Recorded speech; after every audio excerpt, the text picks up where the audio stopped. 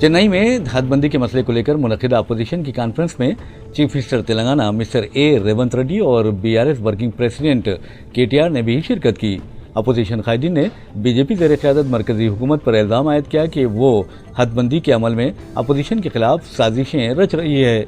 वाज़ेह है कि अपोजिशन की यह conference chief minister Tamil Nadu mister M K Stalin ने मुनक़िद की थी, जिसमें chief minister Telangana mister A Revanth Reddy, सदर Pradesh Congress mister Mahesh Kumar Goud, chief minister Punjab Bhagwant Singh Mann, chief minister Kerala Pinarayi Vijayan और deputy chief minister Karnataka mister DK Shiva Kumar और दीगर अपोजिशन कायदीन मौजूद थे। शहर हैदराबाद व अतराफ अगनाब के इलाकों में कल रात देर गए हुई शदीद बारिश ने जहां शहरियों को राहत का मौका फराहम किया, वहीं कुंडापुर और लिंगमपल्ली जैसे इलाकों में ये जहमत का बायस बन गई। वाज़ेह है कि पिछले चंद दिन से अवाम शदीद गर्मी से परेशान थे। कल ठंडी हवाओं के साथ शदीद बारिश हुई, जिससे मौसम किसी कदर ठंडा हो गया। मीडिया रिपोर्ट्स में बताया गया है कि कई मुकामात पर बारिश का पानी जमा होने के नतीजे में ट्रैफिक में खलल पड़ा। हफ्ते की सुबह बेशुमार मुकामात पर पानी जमा होने और कई मकानात में पानी दाखिल होने की शिकायत आम थी, लेकिन बाद में मकानात में पानी दाखिल होने की शिकायत गलत साबित हुई। बहरहाल लिंगमपल्ली, कोंडापुर, गच्चीबौली में पानी जमा हो जाने से ट्रैफिक बहाव शदीद मुतासिर हुआ। महाराष्ट्र के deputy chief minister Ajit Pawar ने मुसलमानों को डराने, धमकाने और फिरकावाराना हमआहंगी को नुकसान पहुंचाने की कोशिश करने वालों को सख्त इंतबा दिया और कहा कि इस तरह के नासिर को हरगिज नहीं बख्शा जाएगा। उन्होंने मुंबई में अपनी जानिब से एहतमाम करदा दावत इफ्तार के मेहमानों से खिताब करते हुए ये बात कही। उन्होंने मुल्क और रियासत की तरक्की में इत्तेहाद और समाजी हमआहंगी की अहमियत पर रोशनी डाली। उनका कहना था कि मैं आपको यकीन दिलाना चाहता हूँ कि आपका भाई अजीत पवार आपके साथ है।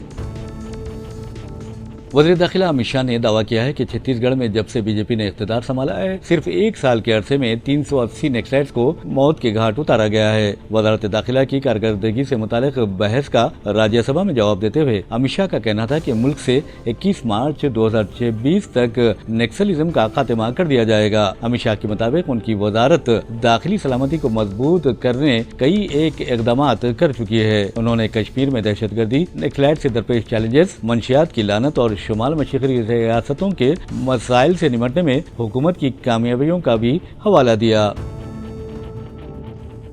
वज़ीर-ए-आज़म नरेंद्र मोदी नारी शक्ति के ताल्लुक से बड़ी बड़ी बातें करते हैं। मोदी का दावा है कि उनकी हुकूमत में ख़वातीन की तरक्की व बहबूद और सलामती को अव्वलीन तरजीह हासिल है, लेकिन वक्फे से बीजेपी कायदीन के ऐसे बयानात सामने आते हैं जिनमें वो ख़वातीन को डराते धमकाते हैं, यहाँ तक कि उनके बारे में बेहुदा व फहुश रिमार्क्स करते हैं, जिसे सुनकर यकीनन लोग शर्म महसूस करते हैं। बहरहाल मगरबी बंगाल के एक बदनाम ज़माना बीजेपी लीडर से मुतालिक खबर आई है कि उन्होंने एक सड़क के इफ्तिताह के मौके पर एहतजाज करने वाली ख़वातीन के खिलाफ बकवास की।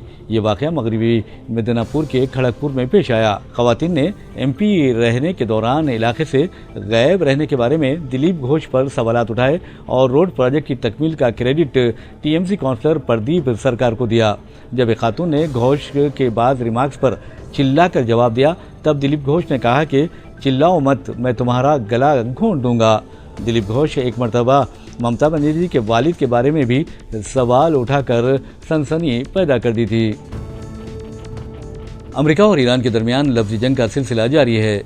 अमेरिकी सदर डोनाल्ड ट्रंप ने ईरान को धमकी दी थी कि अगर अंदरूनी 2 माह ईरान जौहरी माहदे पर बातचीत से गुरेज करता है तो उसे उसकी भारी कीमत चुकानी पड़ेगी। अमेरिका की धमकियों पर शदीद रद्द अमल जाहिर करते हुए ईरान के रहबर आला आयतुल्लाह अली खामेनेई ने अमेरिका को जवाबी वार्निंग दी है। तेहरान में जुमे के इज्तिमा से खिताब करते हुए उन्होंने पुरजोर अंदाज में कहा कि अमेरिका ने ईरान के खिलाफ कोई हिमाकत की तो उन्हें मुंह तोड़ जवाब दिया जाएगा। उन्होंने ये भी कहा कि अमेरिकियों को जान लेना चाहिए कि ईरान को धमकियां देकर उन्हें कुछ हासिल नहीं होगा। आयतुल्लाह अली खामेनेई ने मजीद कहा कि अमेरिकी और यूरोपीय ममालिक खित्ते में इस्तेमारी क़ुव्वतों के खिलाफ उठ खड़े होने वाली तंजीमों को ईरान की प्रॉक्सी का नाम देकर तौहीन करते हैं, जबकि ईरान को किसी प्रॉक्सी की ज़रूरत नहीं।